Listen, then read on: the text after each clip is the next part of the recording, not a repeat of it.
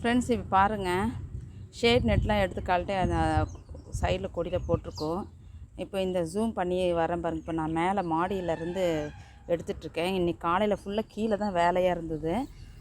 பாருங்கள், தொட்டி எல்லாம் மாற்றி மாற்றி எடுத்து வச்சுப்போ ஒரு பக்கம் க்ளீனாக இருக்கிற மாதிரி இருக்கு இல்லையா. எல்லாம் வந்து அதில் இருந்த களைச்செடிகள் எல்லாம் எடுத்துட்டு இங்கே பாருங்கள் சீமை அப்படியே போட்டுட்டு வந்துட்டேன்.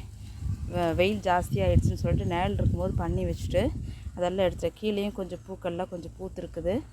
நம்ம அப்படியே பார்க்கலாம், அதையும் காட்டுறேன் உங்களுக்கு.